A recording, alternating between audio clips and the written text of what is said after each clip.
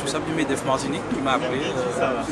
A priori, il m'avait déjà entendu sur 2-3 plateaux. Il a pensé juste de me faire intervenir sur le débat.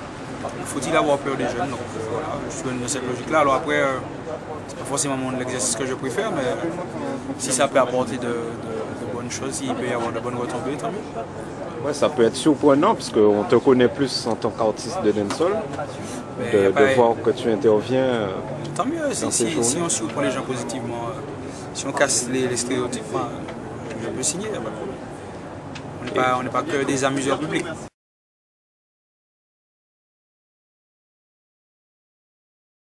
Il y avait le directeur, il y avait le responsable du MSMA, alors c'est bref, de donc l'armée. Un militaire. Militaire.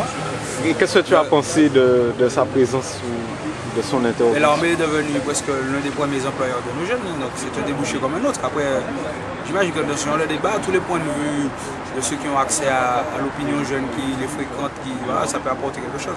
Ce qui m'a un peu moins emballé, c'est le fait qu'ils aient réduit la discussion à l'emploi.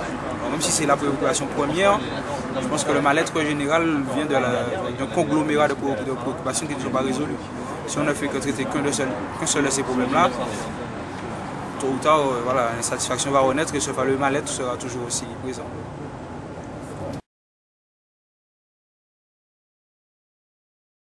Structure, la mienne, celle qui s'occupe des affaires de paille. Mais, qui s'appelle Paille Entreprise. On n'a pas cherché bien loin. Après, moi je suis pour les projets, j'essaie de parrainer ou bien d'aider autant que faire se peut quand il y a moyen. Mais pour le moment, je ne préfère pas me disperser trop. Bon, en même temps, je dis ça, je fais plein de choses. J'essaie d'essayer de faire le peu de choses que je fais bien. Et puis, s'il faut ajouter d'autres choses, d'autres cordes à l'arc, on va le faire. Mais ce n'est pas une priorité pour moi.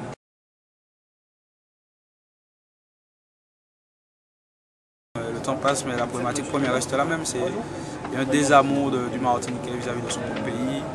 Ou peut-être qu'il l'aime beaucoup, mais quand il n'y est pas, et une fois qu'il y est, il a envie d'en partir, comme si c'était une sorte de signe d'échec de vivre en Martinique. Or, je ne pense pas que ce soit une réalité. Je pense qu'il y a moyen d'avoir des réussites exogènes et endogènes. On peut avoir les deux. Et qu'est-ce que tu penses qu'il faut faire pour pallier à cet état d'esprit? La même chose que je dis, que je redis, que j'ai toujours dit. Il faut qu'on ait des référents, des gens qui soient pour nous des modèles de réussite, des exemples, voilà, qui aient jalonné le parcours et puis on se dit voilà, si j'ai envie de réussir, je peux aussi suivre la voie de Chris Wiggle. Le seul référent qu'on ait qui soit viable et visible aux yeux de tous ces Césaires, c'est pas suffisant. C'est ce que je pense. M. Césaire ne peut pas, à lui tout seul, porter tous les mots ou bien toutes les réussites de la Martinique sur ses épaules. On a d'autres grands hommes et même si on n'en avait pas, il aurait fallu en créer parce que toutes les histoires du monde ont besoin de ces référents qui jalonnent l'histoire. Oui, donc tu ne dis pas que ces gens-là n'existent pas, mais qu'on ne les met pas assez en avant. Il y en a qu'on n'a pas mis en avant et puis il y en a qu'on n'a pas créé parce qu'il y a aussi un consensus. Quand il y a une synergie autour de quelqu'un, forcément ce que cette personne va dire aura un écho plus positif auprès de la population. Donc si on est tout le temps on est dans la division plutôt que dans le rassemblement, forcément on a plus de mal à se créer des référents parce que chacun veut créer son propre référent. Continuer la promotion de l'album, ça fait 6 mois qu'il est sorti, enseigner l'année prochaine, tourner comme une petite vie tranquille de maille, sans plus. Ok, merci.